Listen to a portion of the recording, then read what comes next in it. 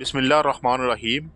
آج کے جدید دور میں جنگ سے بچنے کے لیے ایک ہی حکمت عملی کارگر ثابت ہوتی ہے، جسے بیلنس آف پاور کہتے ہیں۔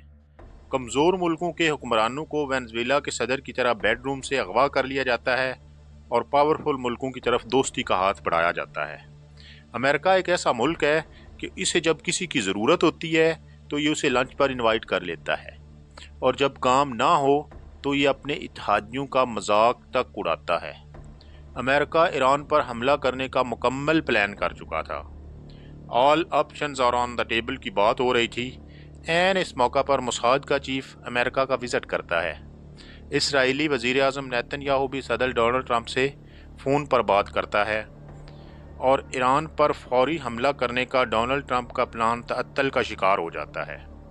ایرانی لیڈرشپ اور ایران کی عوام اس وقت انتہائی مشکل سچویشن سے دوچار ہیں۔ ایرانی لیڈرشپ کو دو محاذوں پر ایک ہی وقت میں لڑنا پڑ رہا ہے۔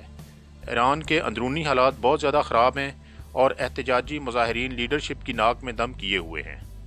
ملک میں انٹرنیٹ سروس بند کر دی گئی ہے اور اس بڑے پیمانے کے احتجاج میں ہزاروں کی تعداد میں ہلاکتوں کی خبریں ہیں۔ بیرونی محاذ پر ایران کو امریکہ کی طرف سے مسلسل دھمکیاں دی جا رہی ہیں، اور امریکہ سرکار ایران پر رجیم چینج کا خواہاں ہے، اور اس مقصد کے حصول کے لیے ڈونلڈ ٹرمپ احتجاجی مظاہرین کو اکسا رہے ہیں اور ان کی مدد کرنے کا وعدہ کر چکے ہیں۔ یہ ایران کے اندرونی معاملات میں غیر ضروری انٹرفیرنس ہے، اور دنیا کا کوئی قانون امریکہ کو ایسی مہم جوئی کی اجازت نہیں دیتا ہے۔ امریکن بحری بیڑا ابراہیم لنکن بحیرہ عرب میں ایران کے قریب پہنچ چکا ہے، اور امریکن جنگی طیارے جن میں فائٹر، بمبر، جاسوسی اور کارگو طیارے شامل ہیں، خطے میں موجود امریکن اڈوں اور کیریئر پر لینڈ کر چکے ہیں۔ بلکہ اگر یہ کہا جائے کہ مکمل وار پلاننگ ہو چکی ہے تو یہ کچھ غلط نہیں ہوگا۔